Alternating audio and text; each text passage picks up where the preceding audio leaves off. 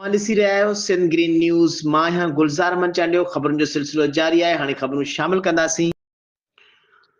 ठटे खां रिपोर्ट करे रहियो आहे अकबर दिलवाणी। झम्पीर वेझो खॾायूं भरिसां कींझर ढंढ किनारे वरी आबादी वारो ॻोठु हाजी अली बख़्श मंछरी मलदाह ऐं उन जे रोड कींझर ढंढ में इज़ाफ़ी पाणी अचण करे मुकमल पाणीअ जे घेरे में अची वियो आहे।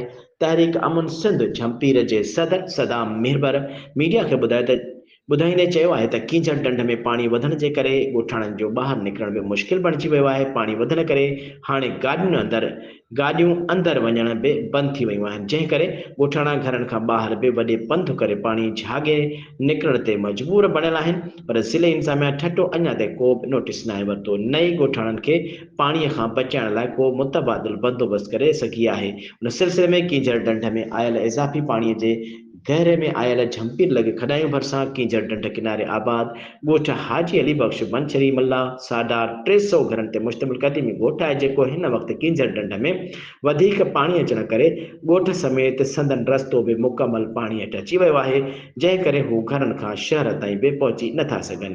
नई पाणी घणो हुजण करे का गाॾी ॻोठ ताईं पहुची सघे थी, जंहिं करे बीमार माण्हू अस्पतालनि ताईं बि पहुची नथा सघनि।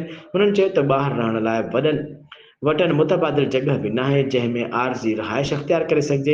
हुननि घुर कई त संदसि ॻोठ खे वॾो बचाव बद ॾेई ॻोठ खे पाणीअ खां महफ़ूज़ बणाए ॻोठ मां पाणी निकाल करण समेत संदन पाणी हेठि आयल रोड रस्ता पाणी निकाल कराए खेनि सिहत तालीम रोड रस्ते ऐं बिजलीअ जहिड़ियूं सहूलियतूं मुहैया कराए खेनि आरज़ी रहाइश लाइ जॻह ऐं टेंट मुहैया करे परेशानी खां बचाए वञे। ॿी सूरत में सख़्तु एहतिजाज कयो वेंदो।